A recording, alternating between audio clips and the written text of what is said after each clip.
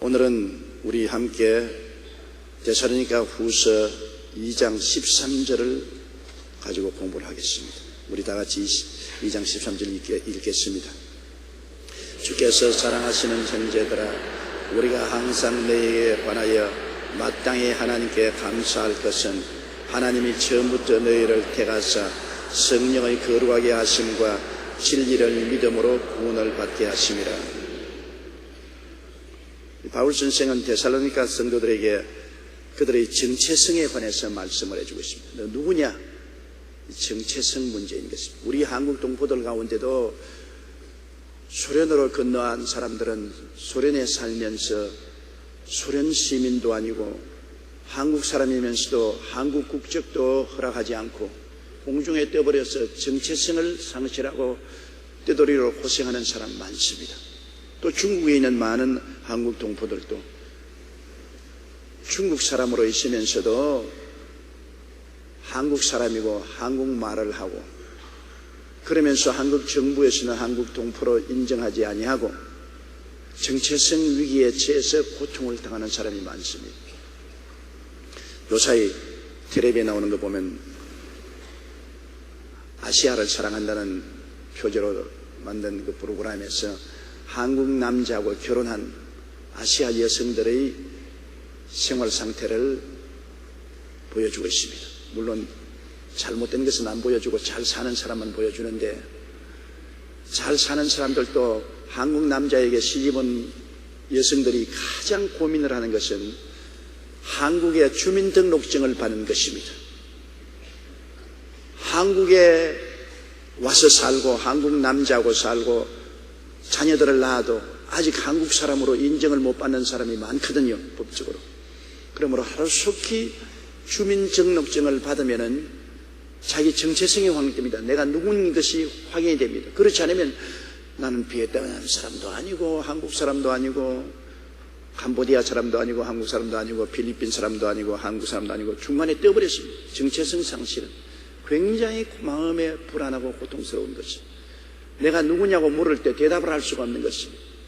그래서 주민증이 나올 때 주민증을 들고 입에 키스하고 너무너무 좋아하는 것을 보고 그 사람이 마음속에 자기 정체성을 발견한다는 것이 얼마나 중요하다는 것을 다시 한번 재산 느낄 수가 있었습니다.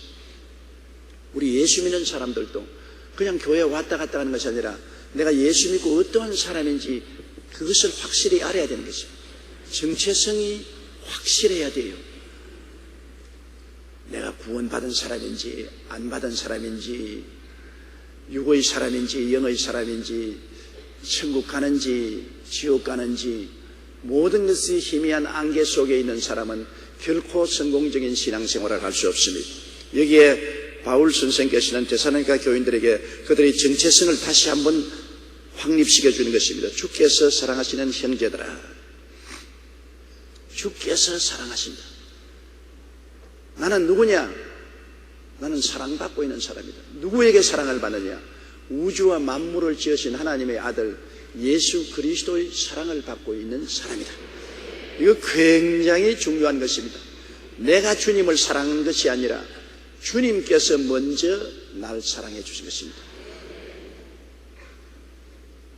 나 예수 알기 전 주 먼저 날 사랑했다는 찬송이 있는 것처럼 주님이 우리를 사랑해서 불러주신다. 그러므로 나는 어디서 와서 왜 살며 어디로 가는지도 모르고 버림받은 세상 속에 갈 바를 모르고 허덕이는데 주님이 나를 찾아서 구원해 주셨다. 주님이 나를 사랑해 주셨다.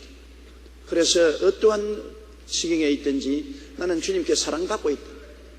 예수 그리스도의 십자가를 쳐다볼 때마다 예수님이 나를 이처럼 사랑하셔서 몸을 찢고 피를 흘려서 나의 죄악을 다 청산하시고 하나님 자녀로 삼아주었다는 이 자기의 정체성을 발견할 수 있는 처소가 있습니다.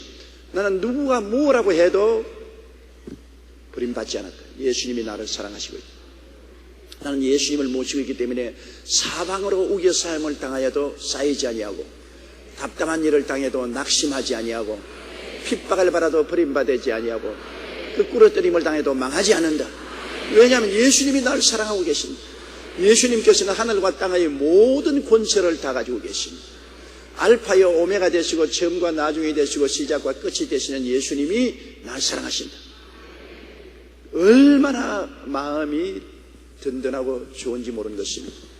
사람이 사랑을 받고 있다는 확정을 가질 때 기뻐지는 것입니다. 주의 사랑 비칠 때 기뻐지네. 근심 걱정 물러가고 기뻐지네.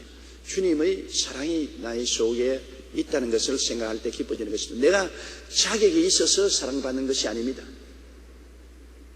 내가 인격이 훌륭해서 선한 일을 많이 해서 착해서 주님이 사랑해 주시는 것이 아닙니다. 주님이 왜 날 사랑하는지 모르겠습니다. 왜 날 사랑하나? 왜 날 사랑하나? 사랑받을 아무런 조건이 없는데 불구하고 주님이 나를 사랑하십니다. 좋은 어머니 품에 태어난 어린아이는 태어날 때 무슨 공로 세운 게 있습니까? 어린아이가 태어날 때 사랑받을 만한지 이뻐서 사랑받는 것도 아니고 좋은 일을 해서 사랑받는 것도 아닙니다. 어머니가 나를 낳아주셨기 때문에 어머니는 무조건 핏덩어리인 나를 사랑해 주신다. 내가 어머니를 사랑한 것이 아니라 어머니가 나를 사랑해 주신다.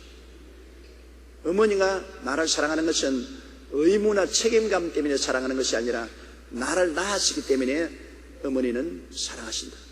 어머니가 사랑하고 싶어서 사랑하시는 것입니다.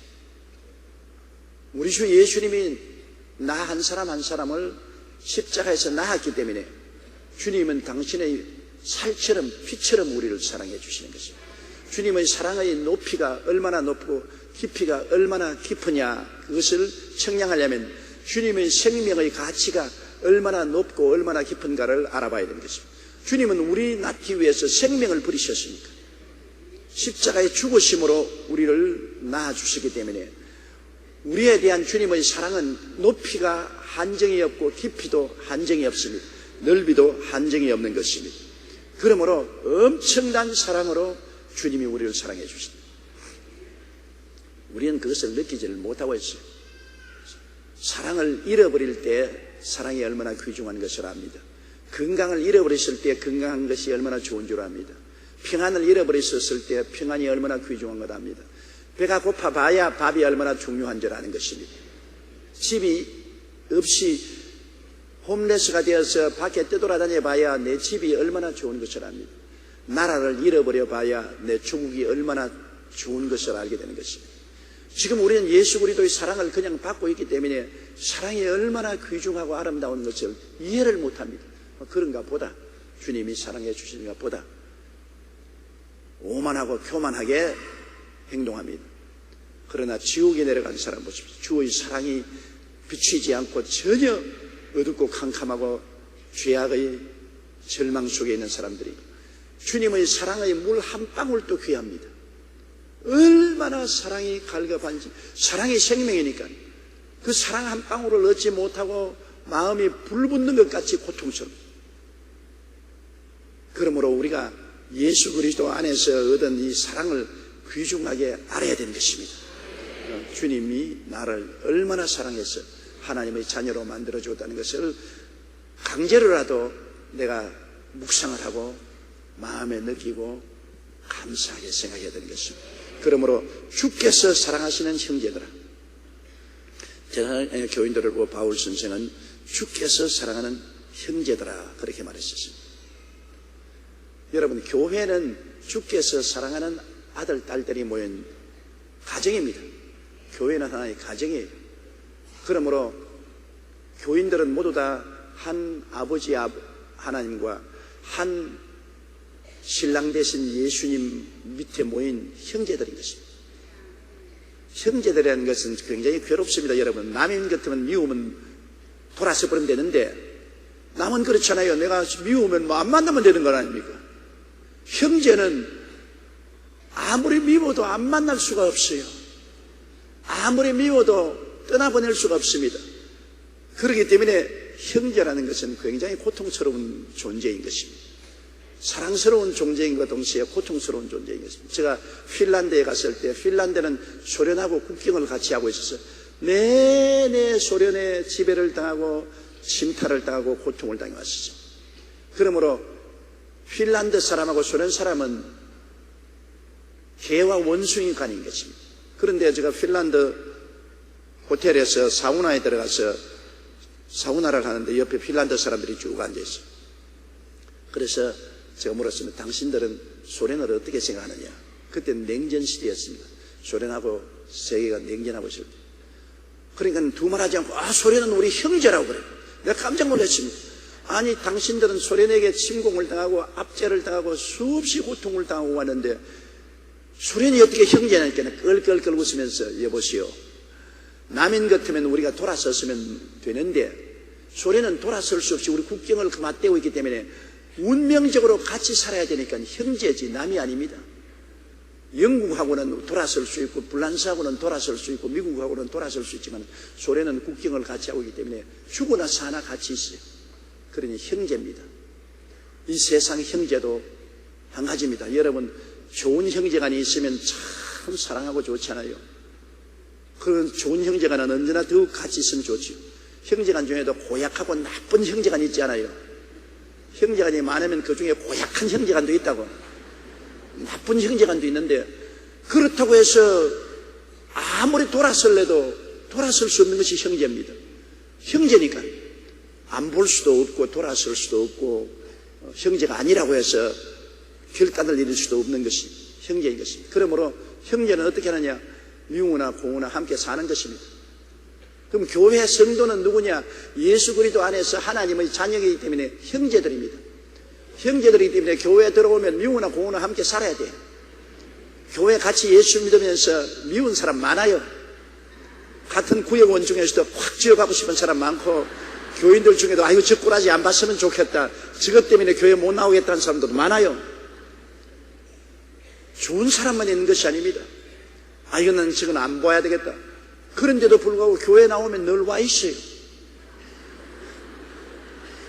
교회는 하나님의 집이요 하나님의 가정이기 때문에 형제는 미워도 밥상에 같이 앉아있고 별 도리 없이 같이 밥을 먹고 같이 집에 살아야 돼요. 그러므로 형제라는 것은 별 도리 없이 관용을 가지고 살아야 되는 것입니다. 넓은 마음을 가지고 좋아도 품고 미워도 품고 살아야 되는 것입니다. 관용이 없이는 여러분 교회는 살 수가 없어요. 분열하고 분쟁하면 안 되는 것입니다. 미워도 함께 살고 고와도 함께 사는 것입니다. 그래서 바울 선생은 주께서 사랑하시는 형제들하고 했습니다. 제사니까 교회 성도들을 보고 형제라고 그랬습니다. 우리가 항상 너에게 관하여 마땅히 하나님께 감사할 것은 제사니까 교인들 때문에 바울 선생은 감사합니다. 아주 데살로니가 교인 때문에 골치도 많이 알아요. 왜냐하면 이단과 사설을 따라가고 주님이 벌써 재림했다고 해서 야단 법석을 떨고 우리는 버림받았다고 통곡을 하고 또 이단 사설도 따라가고 바울 선생이 굉장히 속상한 일이 많았습니다. 그럼에도 불구하고 바울 선생은 항상 너희에 관하여 하나님께 감사해야만 되고 감사한다고 말한 거죠. 감사한다는 것이 힘들어요. 오늘 아침에 제가 아침에 일찍 깨어나서 새벽 기도를 하려고 이렇게 머리를 숙이는데 마음이 굉장히 우울하고 감사하지 않아요. 마음이 굉장히 무겁고 우울해요. 그래서 다른 말을 하기 전에 이 감사하지 못하게 하는 사탄아 물러가라. 마음을 우울하게 하는 귀신아 물러가라. 귀신아 물러가라. 자꾸 이제 귀신을 쫓아냅니다. 저는 제 경험에 의하면은 제가 기도하려고 할 때 마음속에 이런 모습이 나타나고 나쁜 생각이 나타나면 반드시 마귀가 누르고 있는 것을 압니다. 왜냐하면 주님 성령이 같이 계실 때는 아름다운 하늘, 고운 꽃이 하늘거리고 평화로운 호수가 물이 잔잔하고 즐거운 일, 이런 영상이 떠오릅니다. 그러나 마귀에게 억압될 때는 언제나 나쁜 영상이 떠오릅니다. 시체가 떠올라오고 더러운 화장실이 보이고 하는 이런 모습이 보이고 이런 게 마음 영상에 떠오르면 이거 사탄이 물러왔구나.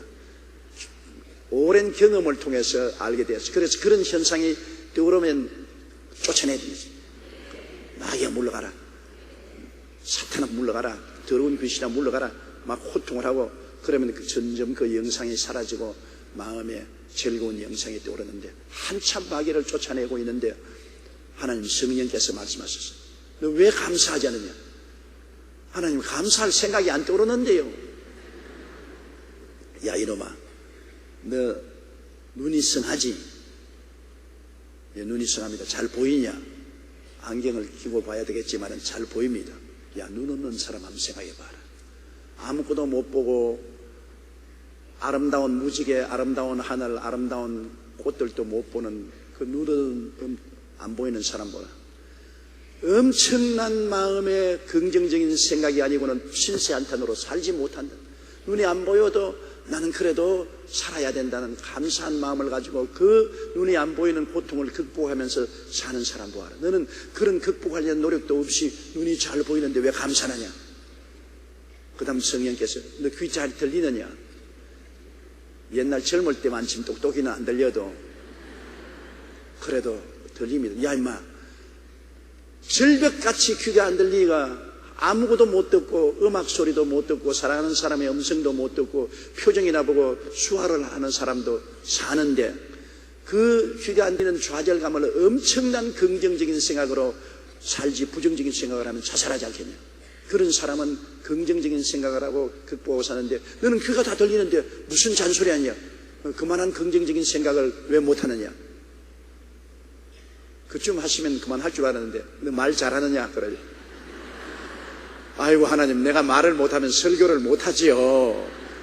야, 말 못하는 사람 벙어리 얼마나 답답하겠냐.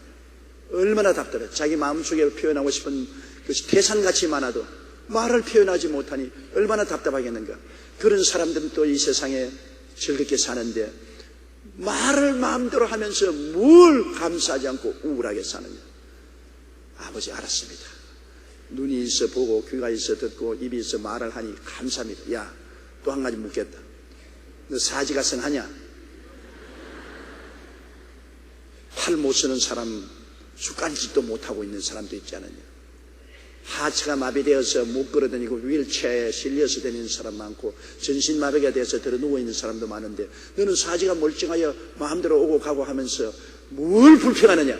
나쁜 놈, 고약한 놈 아니야?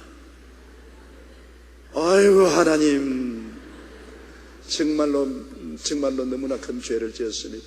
눈을 주어서 감사합니다. 귀를 주어서 감사합니다. 입을 주어서 감사합니다. 사지백체를 주셔서 감사합니다. 이처럼 건강하게 살게 해주시니 너무나 감사합니다. 하나님이 주신 축복을 생각하지 아니하고 의뢰 주어진 것으로 생각하고 값지게 생각하지 못한 죄를 용서하여 주시옵소서. 하나님께서 그것만 가지고 감사할 것이냐? 하나님이 너를 불러서 예수 그리스도 안에서 구원하여 하나님 자녀로 만들어준 것 얼마나 감사합니다. 이 모든 것을 생각하면 너 매일같이 감사하고 뛰고 꿀리고 찬양하고 살아야지 어디에 우울한 마음이 있고 불평한 마음이 들어올 수가 있느냐? 너 정신 차려. 얼마나 하나님이 깨닫게 해주신 것 감사한지요. 성령께서 깨닫게 해주신 감사하고 그러고 나니까 우울한 생각을 가질 틈이 없어요. 여러분 눈이 안 보이는 사람 얼마나 좌절합니까? 그걸 극복하고 삽니다. 귀가 안 들리는 사람도 말 못하는 사람도 사지백체가 온전하지 못한 사람들은 그걸 극복하고 삽니다. 엄청난 마음의 힘이 필요한 것입니다. 좌절하고 낙심하고 죽고 싶은 마음이 얼마나 많이 생기겠습니까? 그러나 그런 것을 다 극복하고 그래도 살 이욕을 가지고 희망을 가지고 사는데 우리는 사지백체가 멀쩡한데 그런 극복할 마음이 없어도 보고 듣고 말하고 움직이고 살지 않습니까? 그러니 그분들에게 비교해서 우리는 30배, 60배, 100배, 1000배, 만배로 하나님께 감사하면서 살아야 돼요. 하나님께 감사 안 하면 하나님 참 괘씸하게 느낄 것 아니겠습니까? 감사할 일이 너무나 많은데도 감사하지 않고 우리 환경 속에 다가오는 조그마한 불평을 가지고 원망합니다. 몸 사지가 멀쩡한데 몸에 부스럼 하나 났다고 너무 부스럼 때문에 못 살겠다, 가려워서 못 살겠다. 사지백체가 멀쩡한데 부스럼 하나 가지고 불평하면 어떻게 되겠습니까? 그런데 사람은 불평하는 경향성이 있어요. 좋은 것은 곧장 잊어버리고 나쁜 것만 늘 생각을 해요. 은혜는 물의 기록에서 떠내려보내고 원하는 돌에 새긴다고 좋은 것은 그냥 다 당연한 이치로 그때만 잠시 동안 감사하고 다 잊어버리고 조금이라도 불평한 것은 두고 늘 원망하고 불평하고 탄식하는 것입니다. 감사로 제사를 드리는 자가 나를 영화롭게 한다고 그랬었어요. 우리가 하나님께 소를 잡아 양을 잡아 염소를 잡아 제물을 드리는 것이 아니라 입술로 감사로 하나님께 제물을 드리는 것입니다.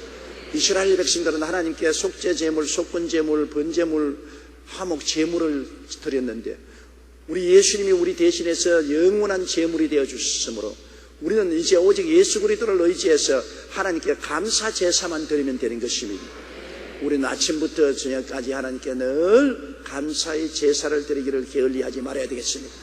그저 감사하다고 해야 돼요. 여러분 오늘 여러분 가만히 이게 보니까 전부 사지백체가 다 성하고 또 오늘 보니까 인물이 유난히 좋으네. 다 감사할 것밖에 없어. 하나님께 감사하면 아멘 하십시다. 옆에 계신 분들에게 감사합니다 그렇게 하십시오. 할렐루야. 우리는 이런 교회가 있음을 감사하고 또 교회에 와서 내 혼자 예배를 드리면 어떻게 하겠습니까? 많은 형제 자매들이 와서 함께 운이 달게 함께 성령의 역사가 일어나게 예배를 봐주시니 감사하고 그래서 주께서 사랑하는 형제들아 우리가 항상 너희에 관하여 마땅히 하나님께 감사할 것은 그 다음 보면 하나님이 처음부터 너희를 택하사 처음부터 하나님이 택했다. 중간에 와서 택한 것이 아닙니다. 처음 예수 믿기 시작할 때부터 하나님이 택했기 때문에 예수 믿게 된 것입니다. 우리가 예수님을 알기 전에 성경은 에베소서에 보면 영원 전에 하늘과 땅과 세계와 그 가운데 모든 것이 생기기도 전에 벌써 영원 전에 하나님의 마음속에 우리를 보시고 우리를 아시고 예정하사 하나님의 자녀가 되게 만들었다고 하는 것입니다. 하나님의 지혜와 지식의 무궁함이 어떻게 합니까? 하나님은 영원 전에 이미 여러분을 보셨다. 우리 어머니 뱃속에 생겨나기 전에 어머니도 생겨나기 전에 어머니의 어머니 아담과 하와가 생겨나기 전에 별과 달과 해도 생겨나기 전에 영원한 전에 벌써 하나님 우리를 보고 아시다는 것입니다. 그러니 하나님의 지혜와 지식이 얼마나 엄청난 것을 알 수 있죠. 그때 이미 하나님 보시고 그때 벌써 우리를 예정하사 예수 그리스도 안에서 하나님의 자녀가 되도록 하시다. 처음부터 하나님이 우주의 만물을 시작하기 처음부터 우리를 택하여 주셨다. 그러므로 우리가 열심히 전도하는 것은 하나님이 택한 사람을 찾기 위해서 전도하는 것입니다. 우리 전도의 힘으로 구원하는 것은 아닙니다. 하나님이 택한 사람들을 어떻게 부르느냐? 우리 전도를 통해서 부르시는 것입니다. 우리 전도를 통해서. 제가 해외에 많이 부흥을 하러 다니면서 어떤 나라는 아무리 전도해도 소수의 사람밖에 예수 믿지 않습니다. 또 다른 나라는 그렇게 많은 노력을 안 해도 많은 사람이 구원을 받습니다. 그럴 때 느끼는 것은 하나님이 이 민족은 별로 많이 택하지 않았었구나. 또 하나님은 이 민족은 많이 택하셨구나. 왜 하나님이 능력이 없어 사람을 구원 못할 리가 어디 있겠습니까? 전지전능무소부지하신 하나님 한 번 호통치면 천지가 뒤엎어질 것인데 여러분 하나님이 강제로 우리 한국 사람 구원하려면 간단해요. 하늘에서 십자가가 이렇게 천지에 다부도로 나타나서 천둥병리 같은 소리로 예수 안 믿으면 다 죽인다. 오늘 이 시간에 당장 교회에 나가서 회개하라. 안 나올 사람 누가 있어요? 모조리 다 나와서 꿇어 엎드리죠. 그것은 강제로 그렇게 되는 것입니다. 자원하는 마음으로 그렇게 되는 것이 아니고 강제로 그렇게 되는 것입니다. 그것은 하나님의 사랑이 아닙니다. 이건 강제지요. 독재지요. 그렇게 하지 않고 하나님은 만세전부터 하나님이 원하시는 사람을 택하신 것입니다. 택하신 족속이요. 택한다는 것은 하나님이 좋아해야 택하는 것입니다. 하나님이 만세전에 우리를 보시고 택하는 건데 하나님이 리브가의 뱃속에 에서와 야곱이 있을 때 아직 핏덩어리로 태어나서 좋은 일 나쁜 일 한 적이 없습니다. 그런데도 불구하고 하나님은 리브가의 뱃속에 있는 애들을 보고서 내가 에스는 미워하고 야곱은 사랑했다 그랬습니다. 태어나기도 전에 뱃속에서 아직 어머니 배총에 붙어 있는데 하나님은 이미 나는 야곱은 사랑하고 에스는 미워했다. 아유, 하나님 어떻게 그렇게 할 수 있습니까? 나는 옛날부터 벌써 그렇게 마음에 정했다. 그런데 어떻게 합니까? 왜 하나님 에스를 미워하고 야곱은 사랑합니까? 그건 하나님이 선택할 자유권이 있습니다. 하나님이 좋아하셨습니다. 하나님이 에스는 안 좋아하고 야곱은 좋아하셨습니다. 어떻게 합니까? 왜 여러분 오늘 교회에 와 있습니까? 하나님이 좋아했기 때문에. 참 하나님이 왜 여러분 좋아합니까?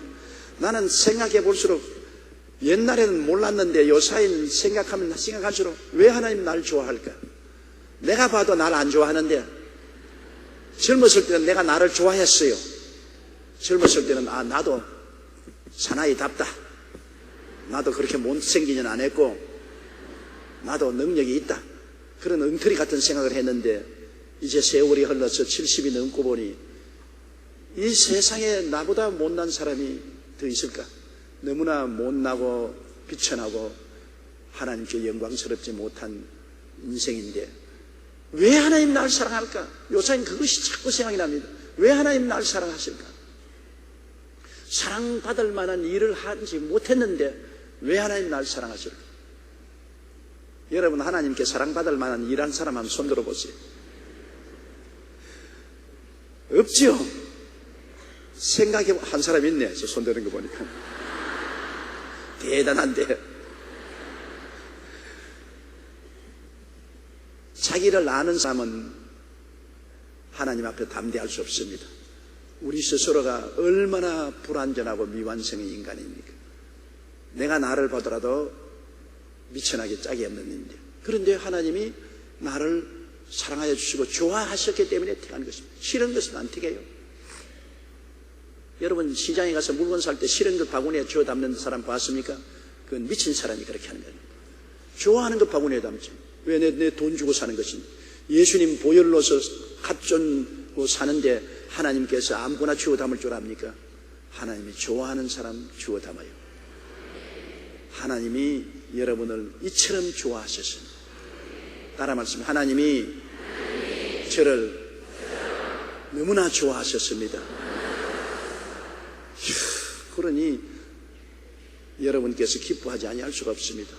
하나님이 좋아해서 나를 선택해 주시고 나를 사랑해 주셨으니 처음부터 하나님이 나를 좋아해서 선택하시니 나는 선택받은 사람이다.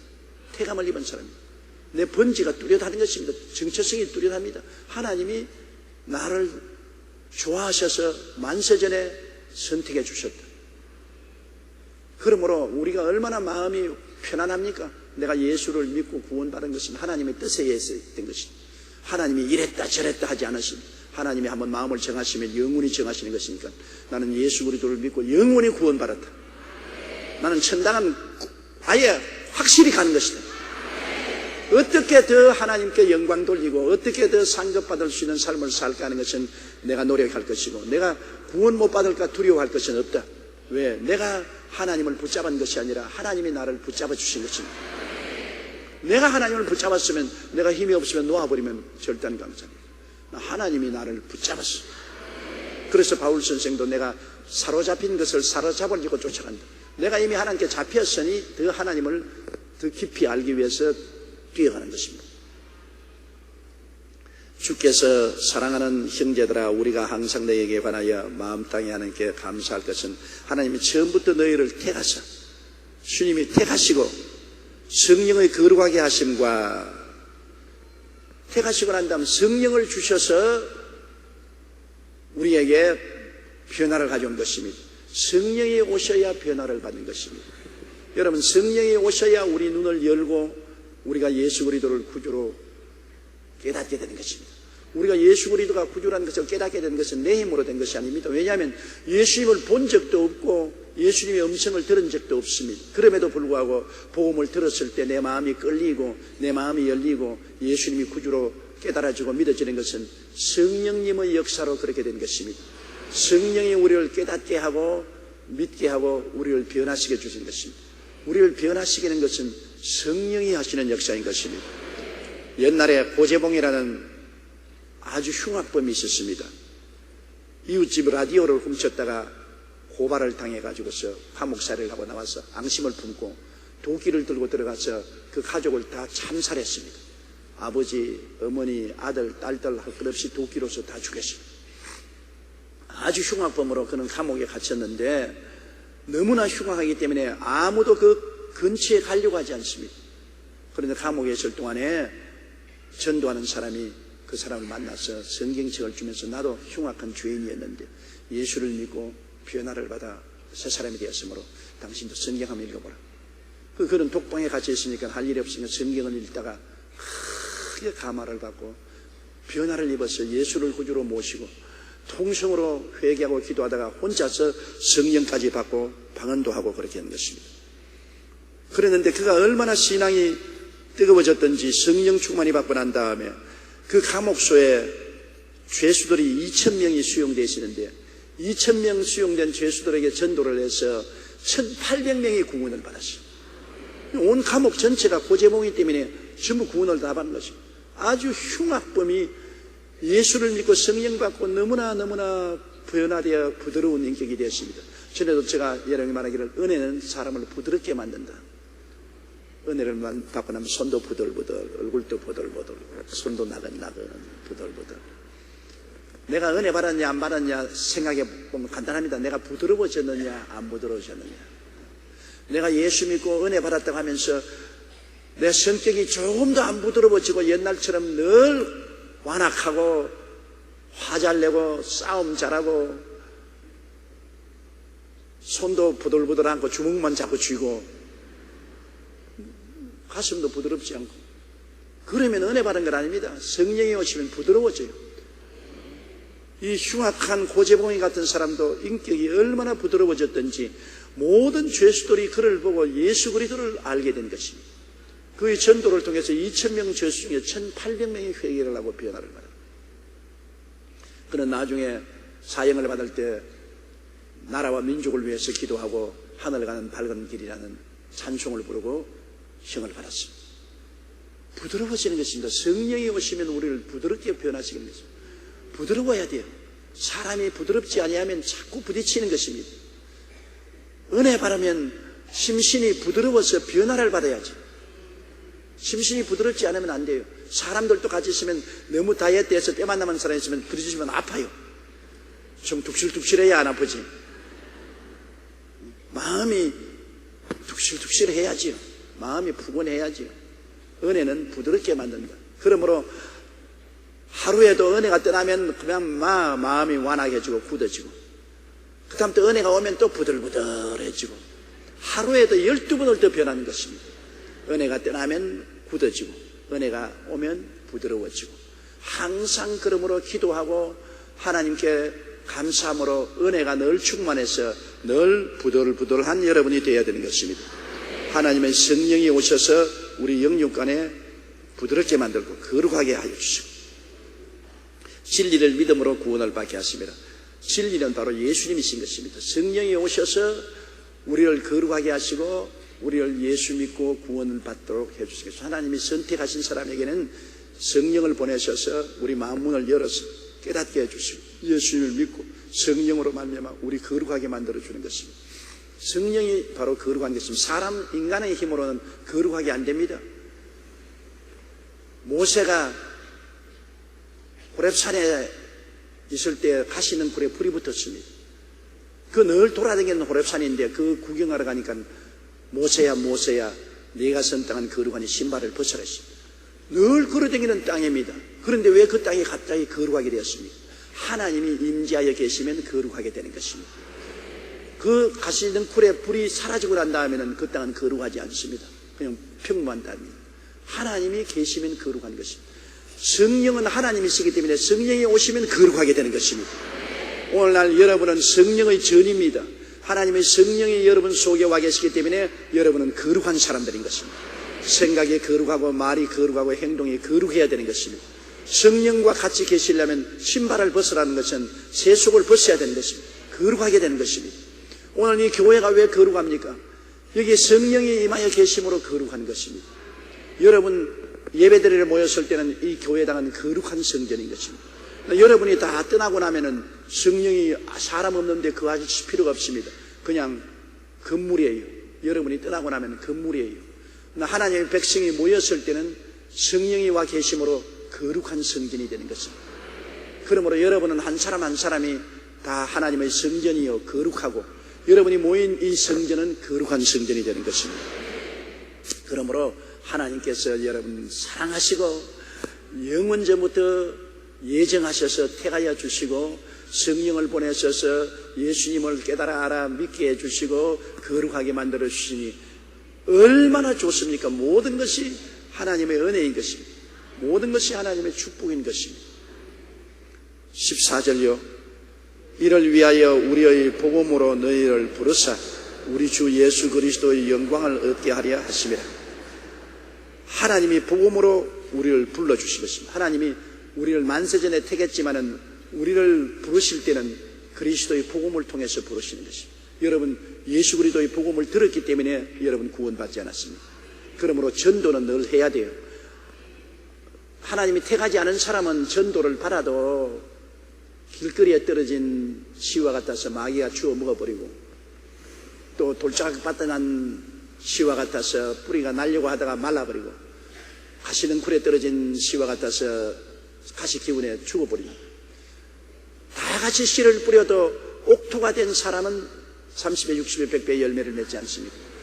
하나님이 성령으로 말미암아 복음을 전하게 하시면 그 복음으로서 하나님이 택한 사람을 부르기 위해서 그렇게 하는 것입니다. 우리는 누가 택함을 받았는지 모르기 때문에 모든 사람에게 전도하는 겁니다. 모든 사람에게 열심히 권면하고 전도하는 것입니다. 그래서 하나님이 택한 사람은 하나님이 구원하시는 것입니다. 구원이라는 것은 반드시 하나님의 선택이 따라 있는 것으로 하나님의 주권 행사인 것입니다. 하나님이 내가 선택했으니까 좋아함으로 구원한다는 하나님의 주권 행사입니다. 하나님의 주권 행사를 우리가 간섭할 수 없습니다. 우리는 하나님이 온 천하에 다니며 만민에게 복음을 전하라 했으므로 열심히 기도하고 열심히 전해야 돼요. 하나님의 주권 행사를 보십시오.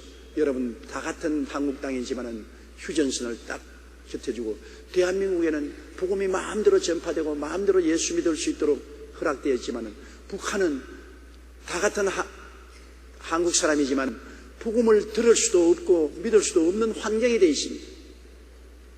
이거 얼마나 중요합니까? 여러분은 북한에 안 태어나고 대한민국에 태어난 것만 해도 하나님의 역사 아닌 것입니까? 그러므로 북한에 태어난 사람이 얼마나 불행합니까? 얼마나 불쌍합니까? 그들은 뭐 밥을 못 먹는 것도 고통스럽고 자유가 없는 것도 고통스럽지만은 복음을 들을 수가 없습니다. 들어야 구원을 받을 수 있는데, 믿음은 들음에서 나며 들음은 그리스도의 말씀으로 말미암습니다. 복음이 전해져야 믿든 안 믿든 결정을 내리는데 복음이 전해지지 못하니까 하나님의 선택의 역사가 미치지 못하고 있는 것을 볼 때 안타깝게 말로 다 할 수 없습니다. 하나님은 우리 한국을 구원하기 위해서 언더우드와 펜셀라를 120년 전에 인천항을 통해서 우리에게 보내주셔서 그들이 복음을 전해서 120년 동안 한국에 그들이 복음 전함을 통해서 하나님이 선택한 사람들이 1000만이 넘었습니다. 하나님이 선택해 주셔서 그래요. 우리도 열심히 전도해서 하나님께서 작정한 모든 우리 동포들이 다 구원받도록 노력을 해야 될 것입니다. 하나님은 복음으로 우리를 부르사 우리 주 예수 그리스도의 영광을 얻게 하려면, 예수 그리스도의 영광이 뭡니까? 예수 그리스도는 하늘의 만왕의 왕 만주의 주가 되십니다. 눈물과 근심과 탄식과 이별하는 것이나 고가는 것이나 앓는 곳이 없는 세계, 영원한 영광의 임금님으로 계시는데 우리가 모두 다 그리스도의 신부가 되어서 이 영광에 함께 참여하고 하나님 주시는 상속을 받게 되는 것입니다. 우리 형편없는 인생들이 예수 그리스도와 더불어 죽고 장사되고 그리스도 안에서 부활하사 그리스도 함께 성천에서 하나님 보좌 우편에 앉은 것입니다. 천사들은 우리보다 힘이 세고 영광스럽지만은 하나님의 자녀가 되지 못합니다. 천사는 섬기는 영입니다. 영원히 하나님을 섬기지만은 우리는 지금 천사보다 못하지 않아요. 그러나 우리가 예수를 믿고 부활 성천하면은 예수 그리스도의 신부가 되고 하나님의 친자녀가 되어서 하나님의 식구가 되므로 섬기는 일꾼들보다 하나님의 자녀가 되는 우리가 천사보다 훨씬 높아지는 것입니다. 지금은 천사보다 못해요. 그러나 앞으로는 그리스도의 신부가 되니까 그리스도와 함께 영광에 참여하는 것입니다. 예수 영광 내 영광이 되는 것입니다. 예수 죽음 내 죽음, 예수 무덤 내 무덤, 예수 부활 내 부활, 예수 성천 내 성천, 예수 영광 내 영광. 그러니 참 기가 막힌 일 아니겠습니까? 어떤 사람 말하기를 왜 부모님이 나를 태어나게 해서 이 고생을 하게 하느냐. 여러분, 태어나서 예수 안 믿으면 안 태어난 게 좋죠. 뭐 태어나봤자 별 볼 일 없는데요. 예수 믿게 된 여러분은 부모님이 세상에 태어나게 해준 것 고맙게 생각해야 돼요.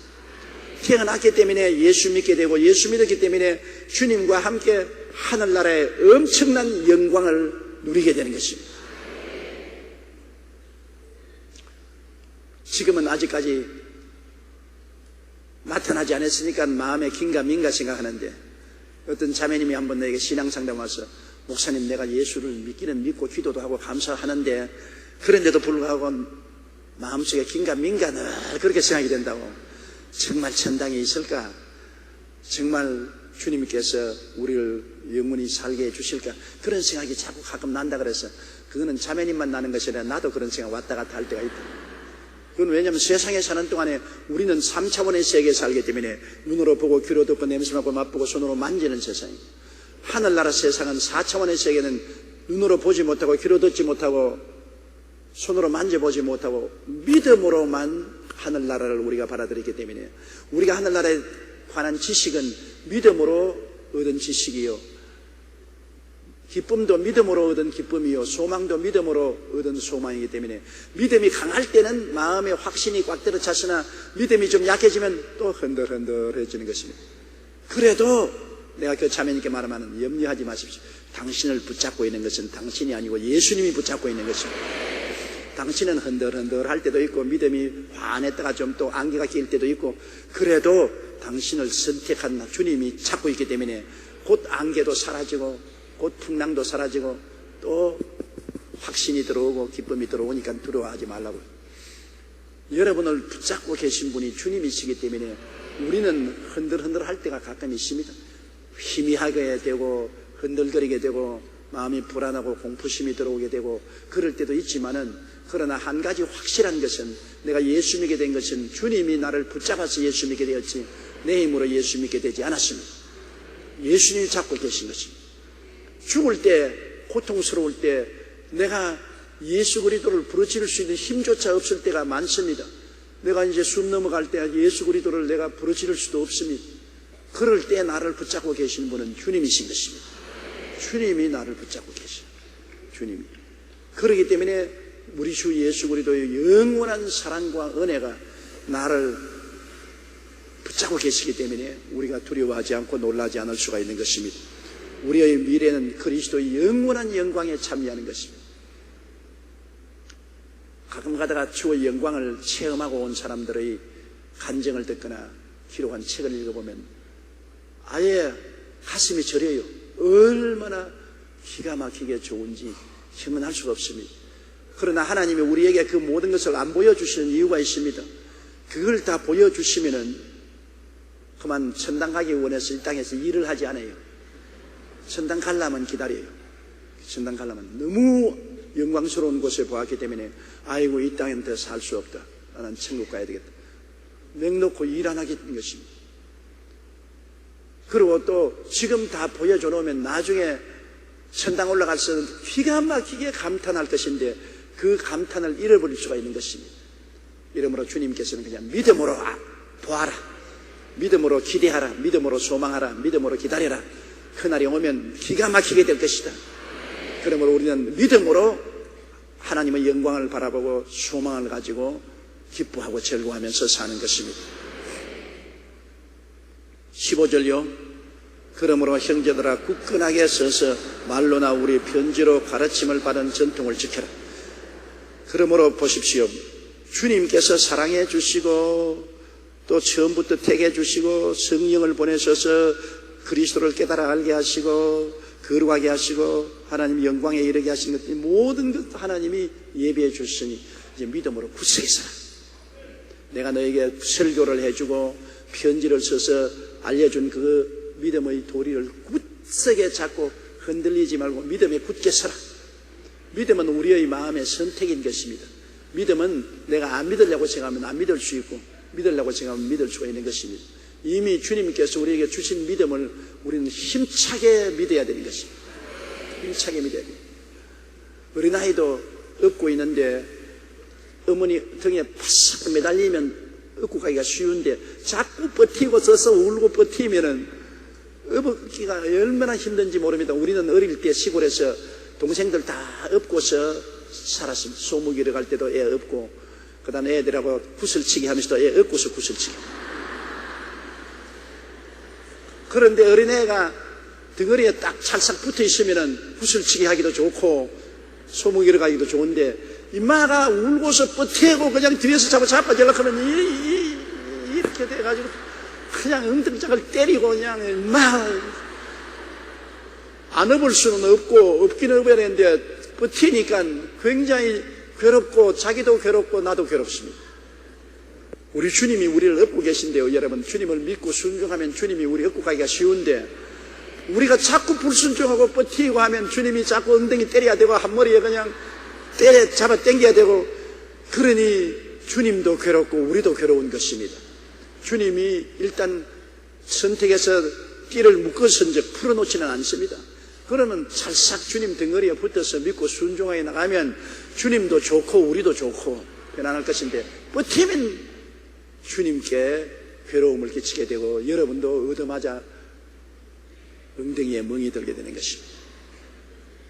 그러므로 굳건하게 서서 우리가 믿음에 굳세게 서서 성경 말씀 편지로 설교 들은 것이나 바울의 편지로 가르침을 받은 그 전통을 굳세게 지키라는 것입니다.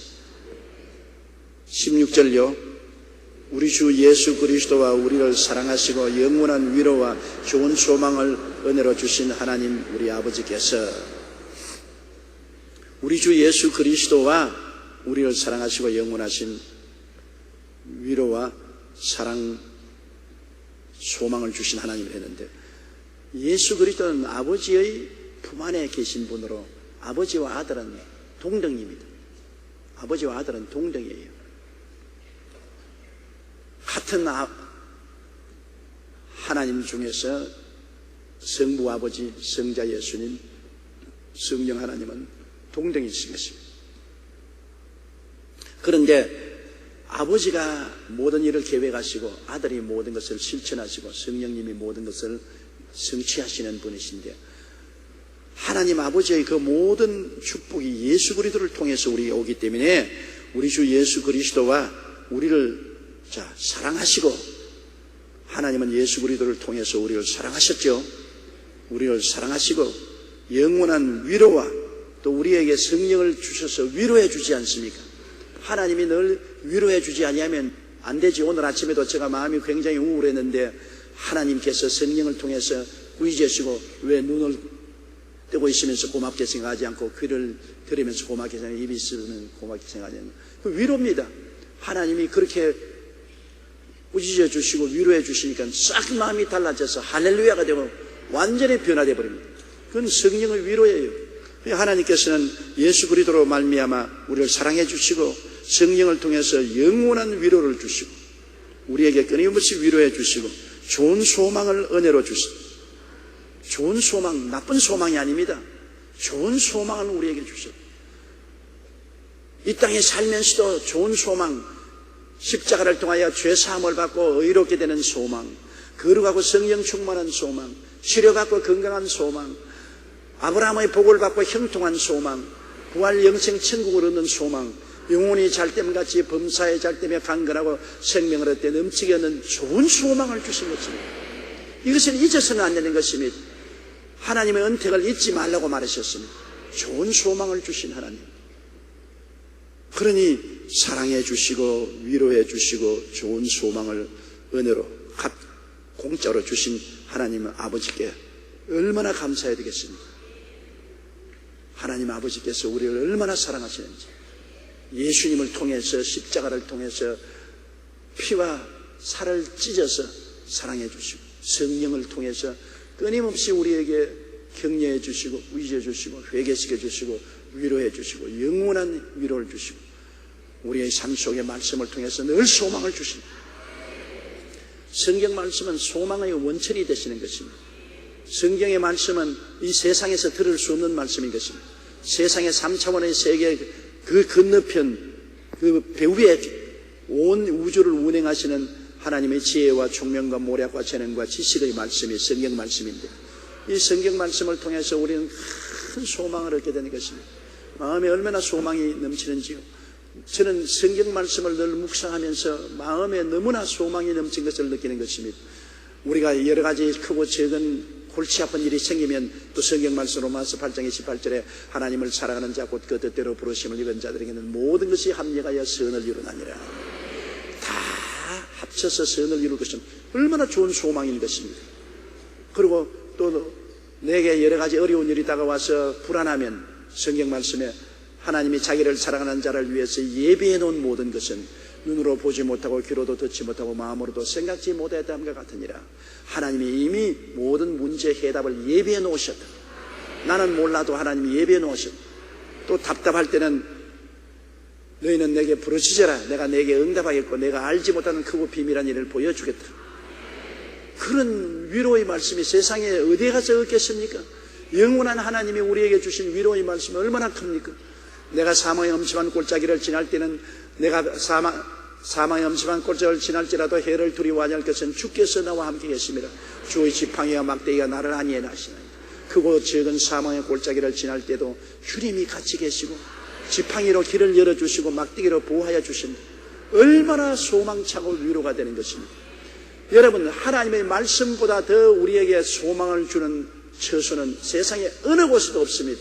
어떤 문학 작품을 읽어도 어떤 소설을 읽어도 어떤 인간의 말을 해도 소망이 될 수 없지만은 하나님의 말씀은 우리에게 영원한 소망이 되는 것입니다. 하나님 말씀 속에 사랑이 있고 그 말씀 속에 위로가 있고 그 말씀 속에 소망이 있습니다. 여러분, 주일날 교회 나오고 수요일을 와서 말씀을 공부하면 자기도 모르는 사이에 마음에 사랑을 느끼고 마음이 찡해지고 위로를 받고 소망을 가지고 가게 되는 것입니다. 이게 우리 아버지 하나님의 축복인 것입니다. 17절요. 너희 마음을 위로하시고 모든 선한 일과 말에 굳건하게 하시기를 원하노라. 우리 마음이 위로를 받고 마음이 기뻐지면 모든 좋은 일을 또 긍정적인 말에 굳건히 서게 만들어주는 것입니다. 바울 선생이 기도한 것은 우리가 마음이 위로하고 평안이 있어야 우리가 좋은 일도 하고 긍정적인 말을 합니다. 마음이 불안하고 번뇌스럽고 고통스러우면 좋은 행실이 나오지도 않고 좋은 말이 나오지 않습니다. 항상 마음이 평안해야 되는 것입니다. 마음이 그냥 평안해지나요? 세상의 풍랑이 얼마나 심한데 평안해지는 것입니까? 고요하라 잠잠하라고 하시는 하나님이 계셔야 평안해지는 것입니다. 갈릴리 풍랑이 얼마나 심합니까? 아무리 제자들이 노를 젓고 인간의 힘을 다써도 배는 기울어지고 물은 가득 찼는데 예수님이 말 한마디 하신다. 고요하라 잠잠하라.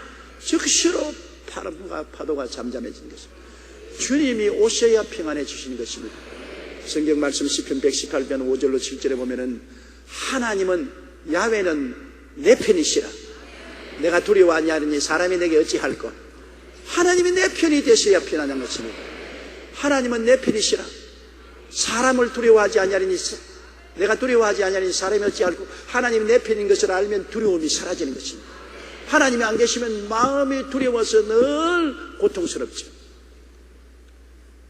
야훼께서 내 편이 돼서 나를 돕는 자 중에 거하시니 그러므로 나를 미워하는 자에게 부응하시는 것을 내가 보리로다.